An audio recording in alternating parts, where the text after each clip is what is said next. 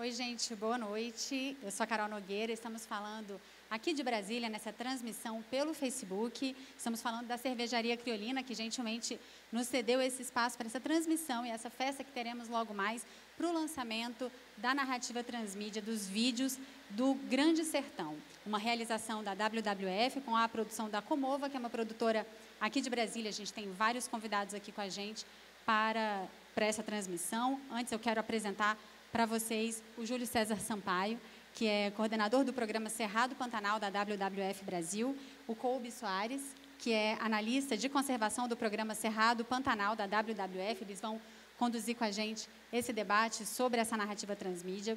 Além disso, a gente tem uma plateia de pessoas ligadas à área ambiental, pessoas da WWF, e mais especial ainda, temos pessoas que vieram diretamente da região onde foi filmada toda essa história, toda essa reportagem, no Mosaico Sertão Veredas Peruaçu. Eu apresento para vocês o Valdomiro Brito, que é mais conhecido na região como Buda, é o presidente da Coperuaçu, o Joel Araújo Cirqueira, que está aqui com a gente também, coordenador da Coperuaçu. Os dois vieram dessa região, da região do Peruaçu, especialmente para participar desse nosso bate-papo aqui com a gente. Obrigado por terem vindo.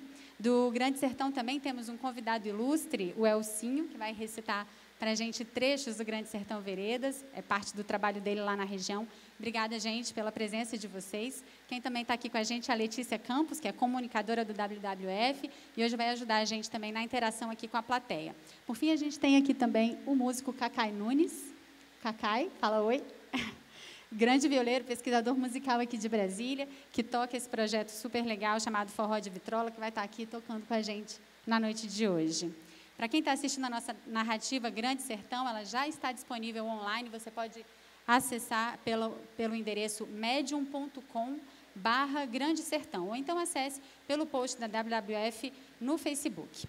Eu vou passar agora a palavra para o Júlio César Sampaio, para ele contar um pouco da história dessa expedição da WWF lá pela região do Grande Sertão. Júlio. Obrigado, Carol. Obrigado a todos pela presença, o pessoal que está assistindo pelo Facebook. Eu sou o Júlio, coordeno o programa Cerrado Pantanal do WWF Brasil.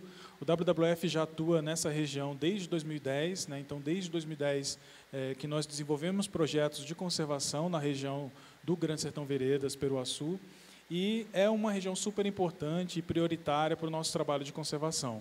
É uma região ainda com uma certa integridade no Cerrado, e que tem uma riqueza cultural e uma biodiversidade ainda a se conhecer, né, a ser explorada do ponto de vista do conhecimento e do entendimento daquela região. A expedição, que contou com o apoio da Comova, né, na produção desse material audiovisual, ela teve como principal objetivo retratar a diversidade do Grande Sertão, né, dessa região aí da mitologia do Guimarães Rosa. Então, nós olhamos um pouco para os aspectos da biodiversidade, da conservação, da riqueza cultural, mas também olhamos para os problemas daquela região, né? É uma região que merece toda a atenção e, sem dúvida, é um ambiente oportuno para o desenvolvimento de estratégias de conservação e de valorização do cerrado. Então, esse foi o pano de fundo para o nosso trabalho nessa região, e o material que a gente está apresentando hoje, ele tem esse objetivo de retratar um pouco dessa diversidade lá da região. É isso que a gente vai assistir agora, então, no primeiro trechinho, na primeira parte dessa reportagem, onde a gente apresenta a região e os personagens. Vamos dar uma olhadinha.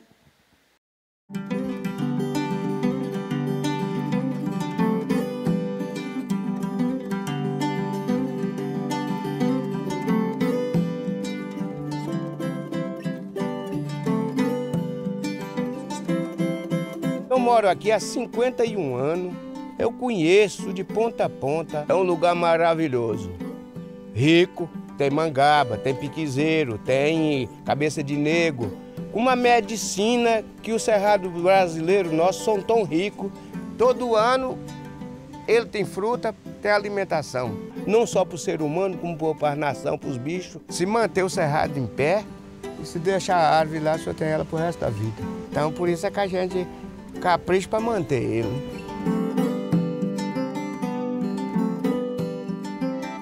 Aqui nós estamos em casa, que é a nossa cooperativa. Nós somos 14 comunidades, cada uma no seu quadrado, e boa parte desse grupo pensava, vai, por que é Peruaçu, por que nós não trabalhamos junto? A ideia do cooperativismo ela é muito fortalecida aqui. Cada um tem sua função, né? Mas de certa forma chega momentos que tem que fazer mutirão. Tem que chegar junto, tem que vir todo mundo, tem que vir cooperado.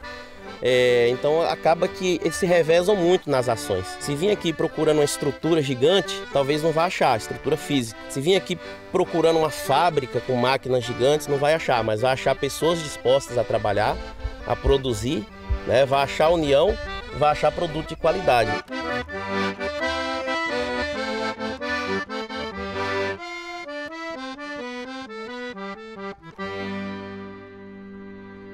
Tem muito lugar que eu conheci, eu era criança, passei mais meu pai, vi aquele rião. Hoje eu passo lá, só vejo pedra. Não vejo água além mais de jeito nenhum, né? As veredas, elas morreram justamente por causa do desmatamento. Roubou toda a água das nossas veredas, das nossas lagoas, que nunca tinham secado, quando não tinha eucalipto, que estava tudo perfeito, cheia de peixe, cheia de pássaro, de tudo lá na beca, que eu tenho mais lindo do mundo, você via. Hoje acabou tudo, não existe mais nenhuma, as veredas acabou toda. Se a água do rio acabar, nós também morremos, porque nós não vivemos sem água. O Cerrado é o bioma mais desmatado no Brasil hoje.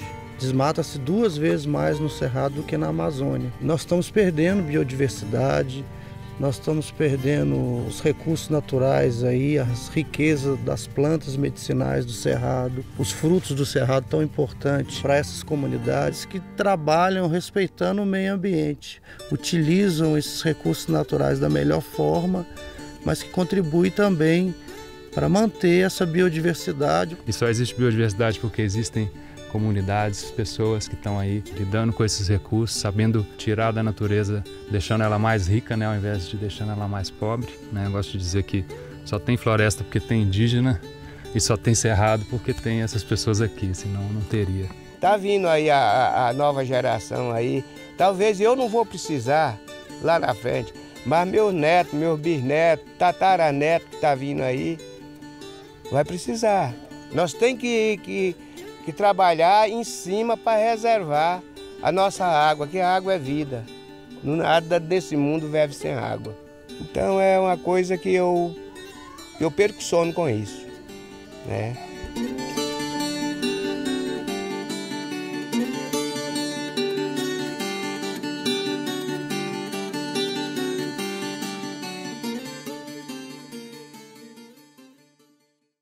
Colby, a gente viu aí um cenário preocupante, várias ameaças lá naquela região. Você que passa uma boa parte do seu tempo lá no trabalho de campo, o que você pode contar para a gente dessa realidade que você conhece por lá? Bom, eu cheguei para trabalhar nessa região, não pelo WWF, mas em 2003. E assim, passado aí quase 15 anos, o que se percebe-se que a região mudou muito, né? A alteração do cerrado, do recurso natural que tem lá, tem sido numa velocidade bastante rápida, né?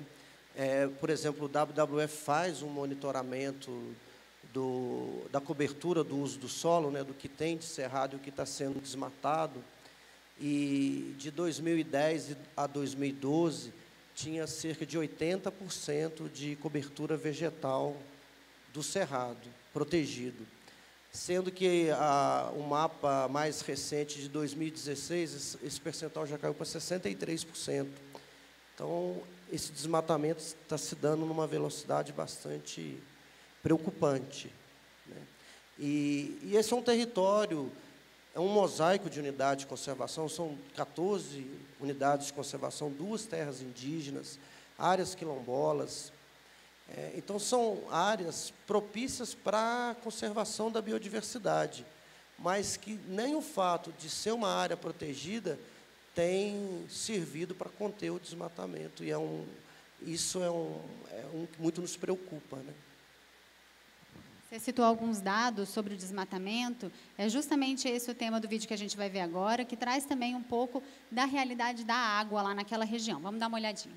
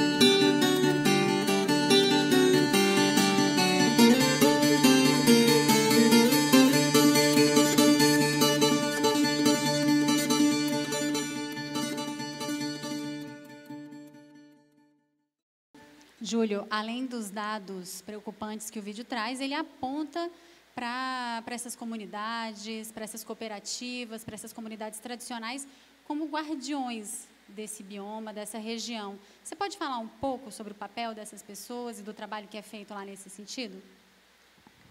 Essas pessoas que lá estão e que lá vivem e que conhecem, né, que têm os saberes do Cerrado, sem dúvida essas pessoas têm um papel super importante na conservação desse bioma.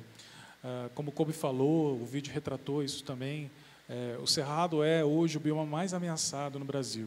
A velocidade com que o bioma está desaparecendo, ela nunca foi tão grande. Então, é uma grande preocupação, não só do WWF, mas de outras organizações que trabalham pela conservação desse bioma e pela conservação dessa cultura e desses saberes do Cerrado. Então, a gente entende que só entendendo e reconhecendo e valorando esses saberes é que, de fato, a gente vai alcançar essa conservação.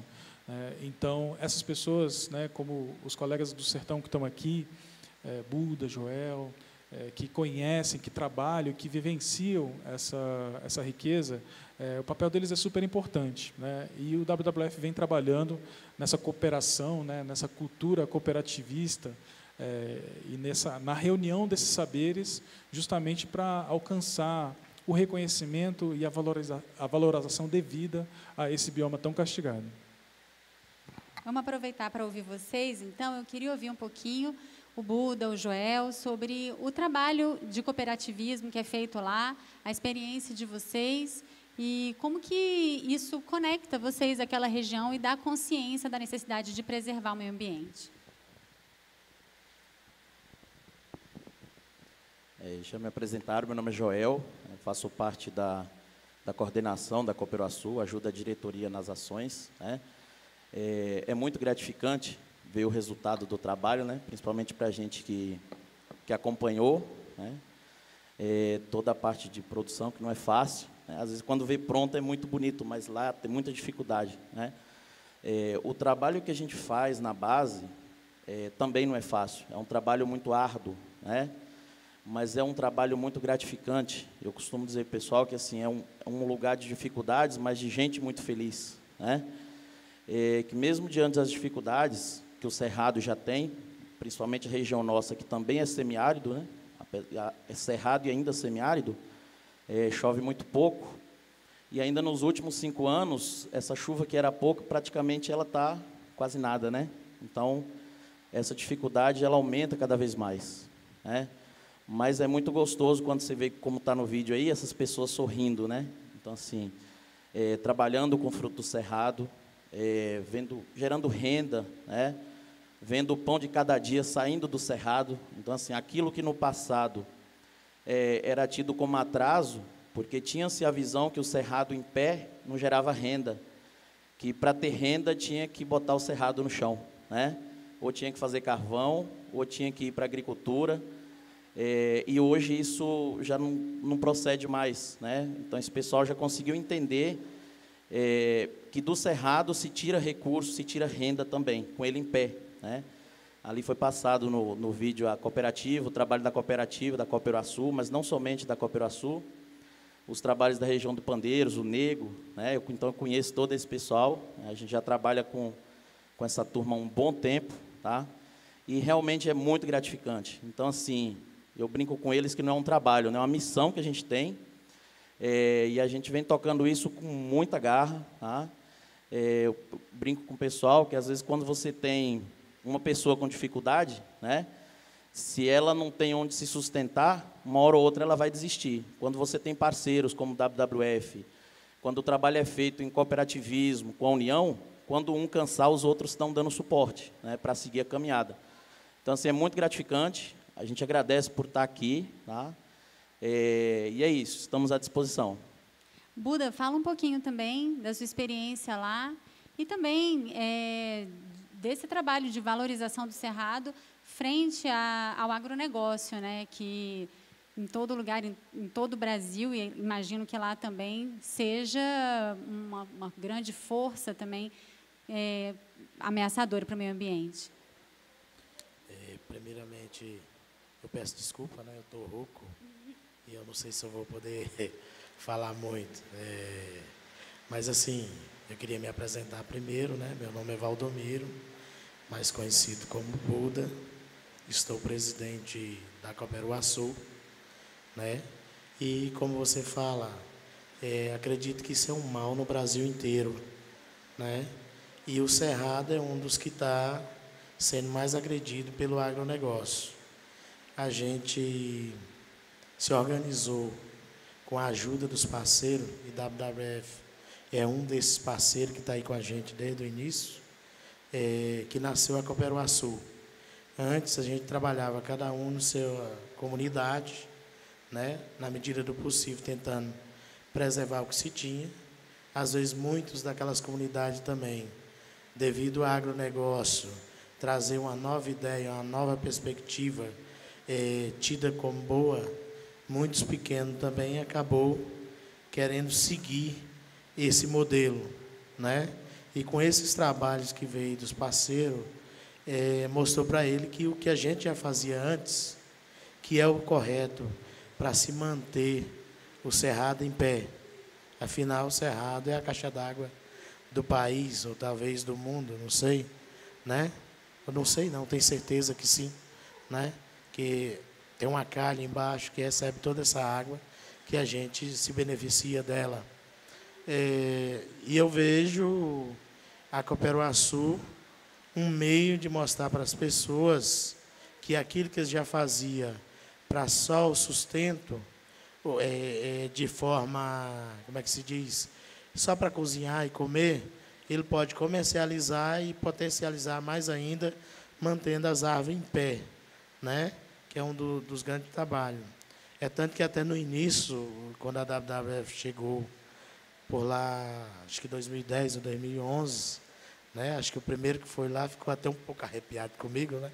Que na época eles falaram assim, nós viemos aqui, vamos trabalhar a parte do rio.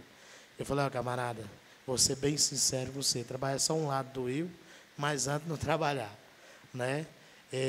O meio ambiente só dá certo se a gente trabalhar todos os campos. E aí, com a chegada do Vinícius, aí acho que ele já veio preparado, ele chegou lá e falou, nós vamos trabalhar ali no Araçá. E eu repeti a mesma palavra para ele. Aí ele falou assim, e por que não nós trabalhar todo o Peruaçu? Né? E aí, a partir disso, a gente iniciou. E a gente tinha uma visão também do WWF que só olhava o meio ambiente, não olhava as pessoas, né, que também é meio ambiente. E eles veio mostrar um serviço totalmente para a gente, que a gente estava enganado, né? Trouxe várias maneiras para a gente trabalhar. Na agricultura, trouxe aí a questão da agroecologia, né? A gente trabalhou, o pessoal está muito animado. Agora mesmo está saindo SAFs, né? O pessoal aprender de uma forma diferente do que trabalhava, né? Do que nos tirou.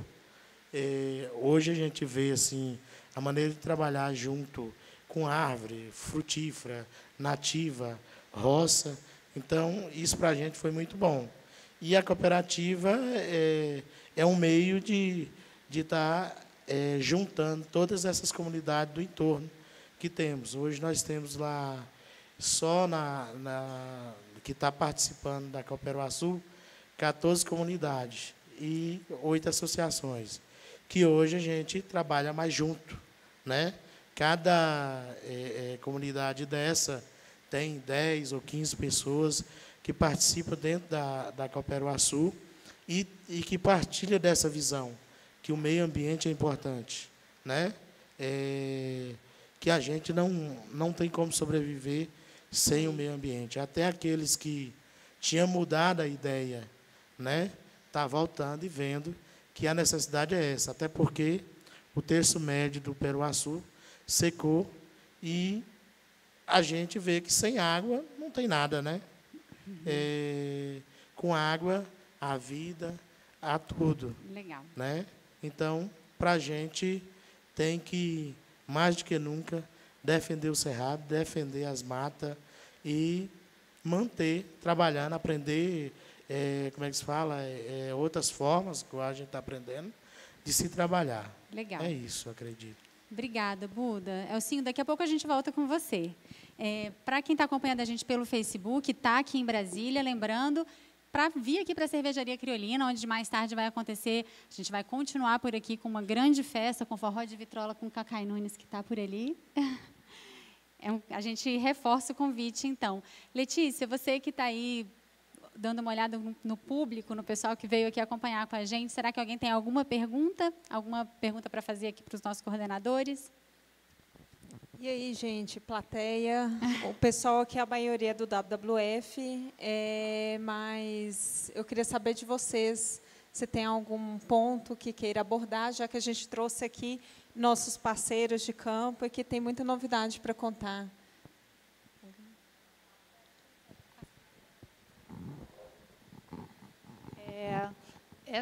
O vídeo que vocês trouxeram e os relatos de vocês é tudo muito bonito, assim, gente sorrindo, né, gente acreditando na causa. O que eu queria saber é como que está no geral esse pertencimento, essa sensação de que proteger a natureza traz renda. Isso já é algo consolidado, faz parte do pensamento da maior parte das pessoas e o que precisa para que isso seja mais difundido pela experiência de vocês? Bom, eu posso falar sobre a perspectiva de quem chegou lá e está buscando esse conhecimento e esse entendimento da região. Esse mosaico de unidades de conservação que o Kobe falou bem, né, sobre as 14 unidades de conservação, 2 terras indígenas, abriga mais de 2.000 famílias, né, que estão distribuídas nos núcleos das comunidades ali na região do Grande Sertão. E é, talvez, assim, uma das regiões mais férteis para se discutir essas questões relacionadas ao pertencimento. No passado, ali no final da década de 70, houve uma pressão muito grande nessa região, principalmente pela implementação de projetos de eucalipto, naquela região. Então, quem vivenciou essa região e conhece essas histórias fala dos conflitos que ocorreram na região e de pessoas abandonando suas terras, ou porque foram expulsas das terras, ou porque disponibilizaram suas áreas para esse tipo de produção. E o que a gente vê hoje, desde 2010, quando nós começamos a trabalhar lá, é um cenário que está mudando cada vez mais. Pessoas cada vez mais conectadas com a fala do Buda, reconhecendo a importância das questões ambientais, reconhecendo a importância da conservação da água, uma região castigada por um clima seco, é uma região de semiárido, como falou o Joel, e que precisa de um cuidado especial para as águas que estão ali. Sem água não tem vida, sem água não se produz, sem água não se sobrevive naquela região. Então, a gente percebe, sim, um ambiente bastante fértil para esse tipo de reflexão. É claro que existem os grupos interessados no uso convencional da terra, na exploração desse cerrado pobre, desse cerrado sem valor, mas o que a gente percebe é que, sim, esse cerrado tem valor, esse cerrado é rico, e tem incentivado e se conectado muito com essa fala das pessoas da região que reconhece isso hoje. Então, acho que, sim, a gente tem um ambiente bastante fértil para esse tipo de discussão e essa reconexão. E eu acredito, assim, que a prova disso foi a criação da cooperativa. Hoje, nós somos uma cooperativa de 60 cooperados, que cada um deles está envolvido, suas famílias. Se você colocar 4 pessoas em cada família dessa, você vai ver que tem um número grande. E, assim, e um trabalho igual o da WF, ele veio mostrar para as pessoas que o cerrado é super importante, que é onde faz todo o processo da filtragem da água para abastecer aí a questão do país inteiro. Assim, você sabe que trabalhar com meio ambiente, se não tiver 100% das pessoas enganjado, às vezes tem alguns desastres, isso acontece. Mas é um trabalho árduo. A maioria da região do Peruaçu está empenhada nisso, acredita nisso, está mudando seus hábitos, para isso acontecer. Também não estou tampando o sol com a peneira de dizer que não tem alguém que cometa um desastre, igual teve queimada lá. Teve muita capacitação, de explicação, conscientização, mas tem uns ainda que foi muitos anos do agronegócio pondo na cabeça dele que a cultura tinha que ser aquela, né? Aí a mudança ocorre mais devagar. Eu acredito que o Peruaçu está bem rápido nas mudanças aí. O povo se mobilizou, né? Os parceiros ajudando e tudo mais, criou a cooperativa porque acredita que é um meio de se manter a floresta em pé, de salvar a questão dos rios e tudo mais, né? E temos problema com fazendeiro, igual, por exemplo, se você olhar a maior caixa de recarga que nós temos do rio Peruaçu e de todos os rios da região, que a gente pode citar eles, o próprio Peruaçu, o Coxá, a Almesc, Passaginha, né, o Forquilha,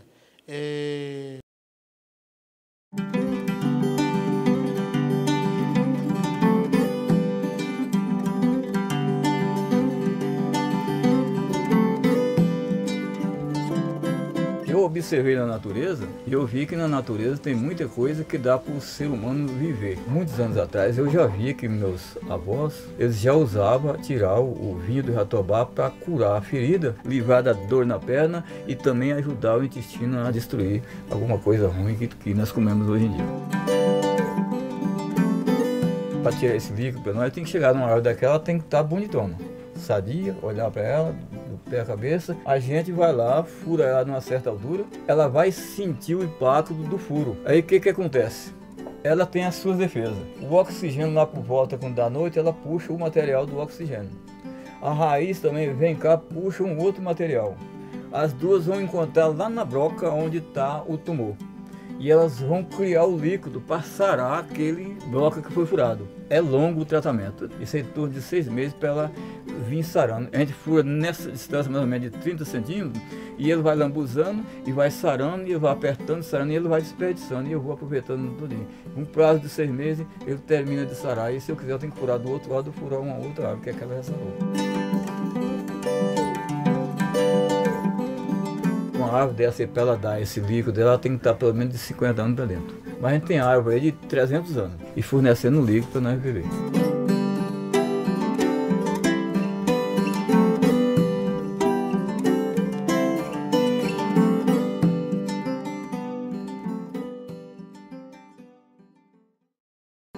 Colby, você que está sempre lá na região, é surpreendente encontrar esse tipo de iniciativa, esse tipo de descoberta das pessoas que moram lá naquela região, que tem, às vezes, medicamentos que a gente não conhece aqui na cidade, hábitos e maneiras de curar, né, os problemas, as doenças, que a gente não encontra aqui na cidade, por exemplo? É mais uma evidência da importância do cerrado e da riqueza, né? As plantas medicinais do cerrado têm propriedades aí para cura de doenças aí, inclusive a boa parte de plantas lá, agora não mais, mas eram comercializadas com indústrias farmacêuticas, por exemplo, a favela, que extrai a rutina. E isso é a cultura tradicional dos povos e comunidades lá, né? A extração e o trabalho com as árvores do cerrado de maneira sustentável. Você vê que ele tem aquelas técnicas ali que foram passadas pelo avô dele, né, pelos seus antepassados. Então, é uma riqueza muito grande, né, ver essa importância das comunidades que vivem do cerrado, né, ali para se alimentar, para curar a doença, e que está ameaçado, né, porque o cerrado tem tanta propriedade, tanta riqueza, que muitas plantas ainda não foram do cerrado não foram descobertas suas propriedades e possíveis curas de doenças incuráveis. Então, pode estar no cerrado, mas ele, devido à sua ameaça, essas plantas podem deixar de existir sem sequer ter sido descoberta uma propriedade de uma doença até incurável. Então, ver essas técnicas, esses hábitos, né, das pessoas locais ali é uma coisa muito importante, muito rica, que eles, de certa maneira, procuram passar ali também para seus filhos, para que aquilo permaneça, né? A gente já falou um pouco sobre cooperativismo, já falou sobre extrativismo, já falou também sobre a situação do desmatamento lá na região. Agora a gente vai falar um pouquinho sobre a cultura e as festas na região. A gente tem um vídeo sobre isso, vamos assistir agora.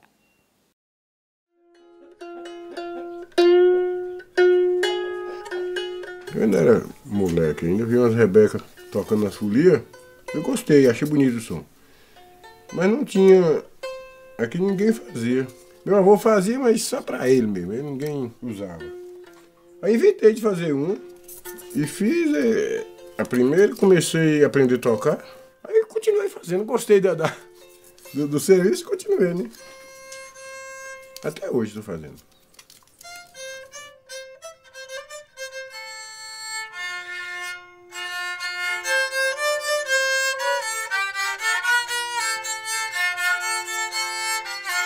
Eu, desde pequenininho, fui tratado com carinho, apesar de eu ser do norte. Sempre ouvia meu pai dizer que quando o Balzinho crescer vai ser um homem de sorte. Arrumei uma namorada que já tinha sido casada, mas nos olhos tinha brilho. Para aumentar a minha fé, quando eu casei com essa mulher, já era mãe de 7 filhos. Eu não tinha uma profissão, ela queria uma televisão para poder assistir novela. E me mandou ir trabalhar, talvez por sorte ou azar, lá quebrei minha costela. Mas com a vida eu sempre pelejo. Um dia mudei para o brejo e plantei uma roça de arroz. Meus amigos, não levem mal, a história não tem final. O resto eu conto depois.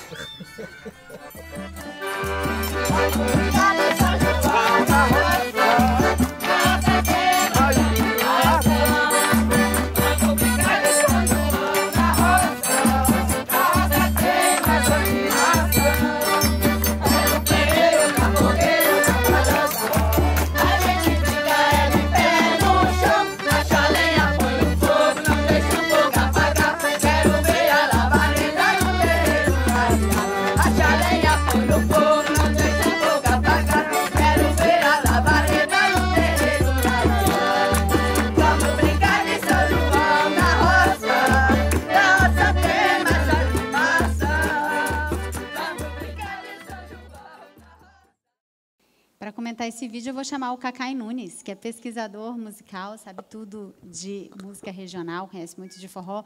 Cacai, você já esteve nessa região? O que você descobriu sobre a cultura de lá? Bom, uma boa noite a todos. É uma satisfação participar dessa transmissão e também de ser o responsável pela trilha sonora desses vídeos. Eu tenho uma identificação muito grande com essa região, principalmente com a cidade de Urucuia, que é exatamente aonde aconteceu o Grande Sertão, né, onde se passa o Grande Sertão Veredas, que na época se chamava Porto de Manga. Então eu tenho violeiros conhecidos, tocadores de rabeca, presidente da Associação de Violeiros, então eu me identifico muito pela tradição dessa região. Já estive também na festa lá do Encontro dos Povos do Sertão, lá na Chapada Gaúcha. No mês de maio, estive na Serra das Araras, estava tendo a festa da cidade, não me lembro agora, a padroeira. Santo Antônio, foi no mês, finalzinho de maio, início de junho, uma coisa assim. Enfim, então esse tipo de tradição que a gente sabe que é muito resistente e tudo que também tenha vínculo com a viola, que é o meu instrumento, eu tenho uma ligação muito forte e vira e mexe eu estou me escondendo um pouquinho lá para conhecer um pouco e aprender cada vez mais com essas pessoas que detêm muito conhecimento. E fala um pouquinho sobre o que vai acontecer hoje aqui também, porque a gente continua por aqui, vai ter uma festa e o Cacai vai tocar, convida as pessoas, Cacai. Pois eu sou um apaixonado pela memória e também pela memória das pessoas, pela memória da nossa música. E aí eu juntei esse automóvel, que é um automóvel que também carrega muita memória do povo brasileiro. Todo mundo aqui certamente tem alguma história com esse carro. Ou uma viagem de família, ou um perdido no meio do mato, que o carro quebrou e etc.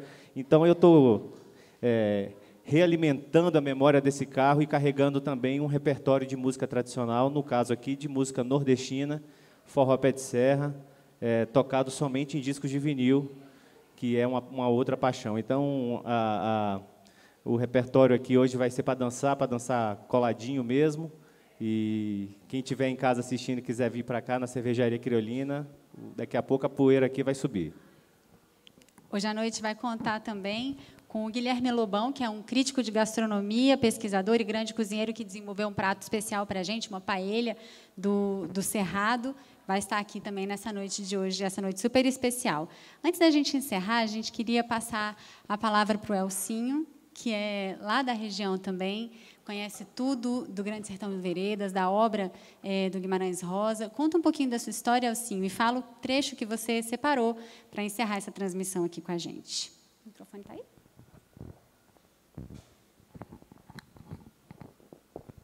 Primeiramente, boa noite. Gostaria de agradecer pelo convite, de estar participando aí dessa transmissão.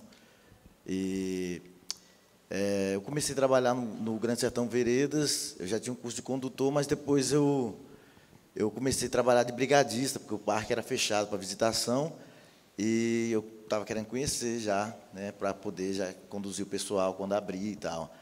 Aí tive que alistar, né, no brigadista, que é combate a incêndios florestais, e aí a partir disso eu comecei a conhecer, e já depois que eu saí já comecei a conduzir o pessoal, né. E aí vi um pessoal falando sobre o livro, né, Grande Sertão Veredas, falando dos personagens e tal, e assim, eu tinha lido muito tempo atrás e assim, meio que ficava perdido, né, e aí eu falei assim, ó, vou ter que, né. E aí você descobriu um talento especial, você tem um talento especial de memorizar trechos, como é que é isso? Então, porque eu descobri quando eu trabalhei no Correio também, eu trabalhei no Correio da cidade, né, e daqui a pouco eu sabia o número de cor das pessoas, as pessoas chegavam lá para pedir correspondência, eu olhava aqui, eu já chegava com as cartas aqui, ó, aqui é a sua, aqui é a sua, aqui é a sua, e teve até uma mulher que estranhou um dia lá, ela falou, eu quero uma correspondência. Eu falei, a senhora mora na Rua Novo Horizonte, 582. Ela, como é que você sabe meu endereço? Eu ia olhar aqui no papel ainda, porque eu não sei de cor. Eu falei, decorei. E aí, depois, eu fiz essa aperfeiçoação, essa coisa da mente, de trabalhar a mente, de exercitar ela, de decorar as coisas. Aí eu comecei a decorar o Grande Sertão Veredas, né, para melhor. E você trouxe um trechinho, então, para a gente? Sim. Vamos lá. Vamos fazer em pé.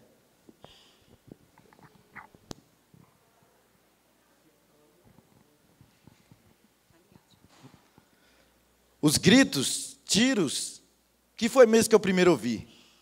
Primeiro, no pulo bruto, eu já estava lá, pegando minhas roupas, armado prestes, e vi o mundo fantasma. A minha gente bramando, avisando, se descarregando e também se desabalando de lá, chame de abelhas bravas. Mas por quê?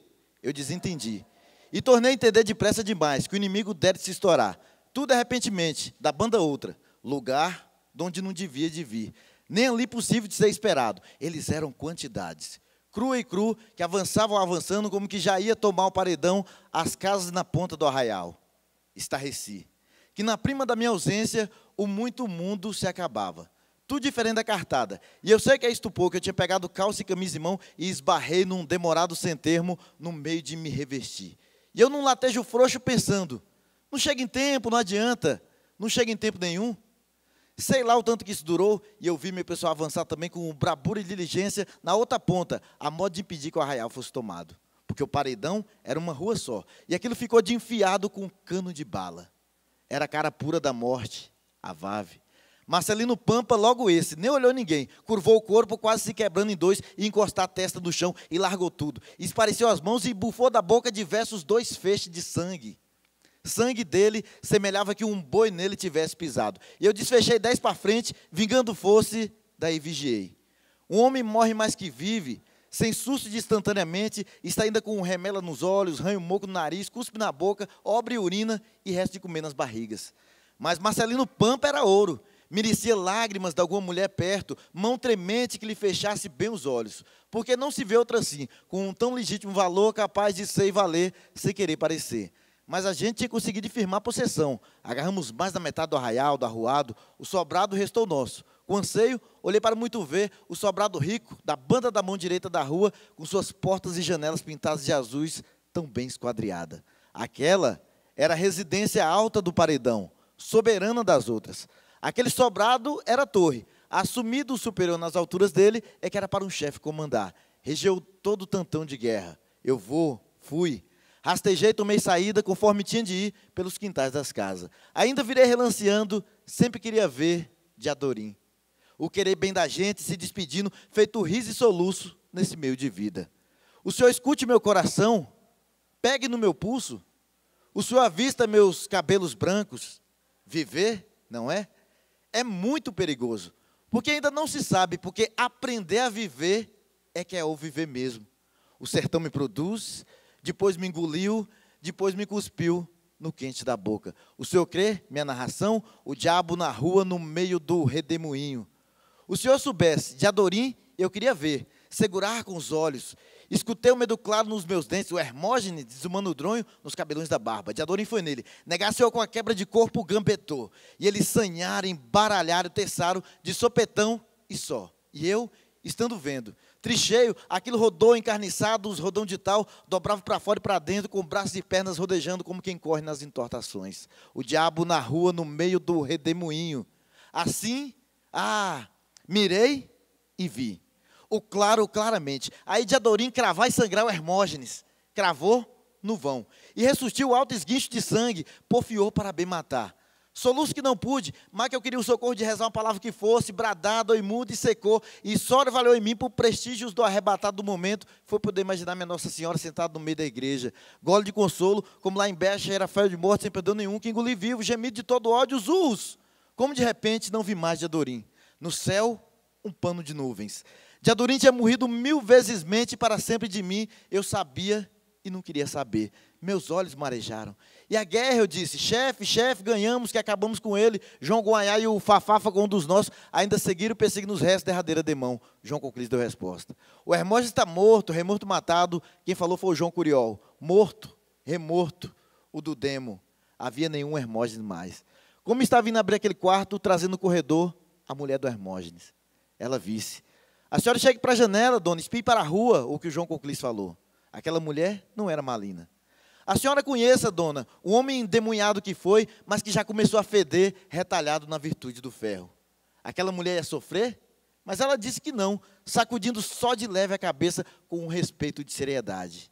Eu tinha ódio dele, ela disse. Ou eu ainda não estava bem de mim da dor que me nublou. Tive de sentar no banco da parede. Como no perdido mal, ouvi parte do vozeio de todos, eu em malmolência. Tomaram as roupas da mulher nua? Era a mulher que falava. E a mulher rogava que trouxesse o corpo daquele rapaz moço, vistoso, o dos olhos muito verdes. Eu desguisei. Eu deixei minhas lágrimas virem e ordenando, traz de Adorim, conforme era. Gente, vamos trazer o Reinaldo, que o Alaripe disse. De Adorim, meus buritizais levados de verdes, buriti do ouro da flor. E subir as escadas, em cima de mesa foi posto. De Adorim, será que a mereci só por metade? Com os meus molhados olhos não olhei bem como que garças voavam, e que fosse campear velas ou tochas de cera, e acender altas fogueiras de boa lenha em volta do escuro do arraial. Sufoquei numa estrangulação de dó. Constante o que a mulher disse, carecia de se lavar e vestir o corpo. Piedade, como que ela mesma, embebendo toalha, limpou as faces de Adorim, casca de tão grosso sangue repisado. E a beleza dele permanecia, só permanecia mais impossivelmente. Os olhos dele ficados para a gente ver, a cara economizada, a boca secada, os cabelos com marca de duráveis. Não escrevo, não falo, para assim não ser. Não foi, não é, não fica sendo. E eu dizendo que a mulher ia lavar o corpo dele, ela rezava rezas da Bahia. Mandou todo mundo sair, eu fiquei. Não me mostrou de propósito o corpo e disse, de Adorim, no de tudo, ela disse, adeus dada, pobrezinha. Como em todo tempo antes, eu não contei ao Senhor, e mercê peço, mas para o Senhor divulgar comigo, a paz justo travo de tanto segredo, sabendo somente no átino, em que de Adorim era o corpo de uma mulher moça, perfeita. Eu estendi as mãos para tocar naquele corpo, estremeci, retirando as mãos para trás. A mulher estendeu a toalha, recobrindo as partes, mas aqueles olhos eu beijei, as faces, a boca. Eu não sabia por que nome chamar, exclamei me doendo, meu amor. João Guimarães Rosa, Grande Sertão, Veredas. Obrigado.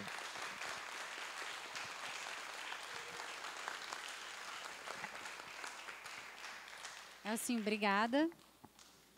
Obrigada por esse espetáculo. Eu gostaria, em nome da WWF, em nome da Comova, também da Cervejaria Criolina, que nos recebe, agradecer a todos os nossos convidados, agradecer quem assistiu essa transmissão com a gente pelo Facebook, reforçar o convite para quem está em Brasília para vir participar dessa festa mais tarde com a gente aqui na Cervejaria Criolina, que começa daqui a pouquinho. Obrigada, gente. Boa noite.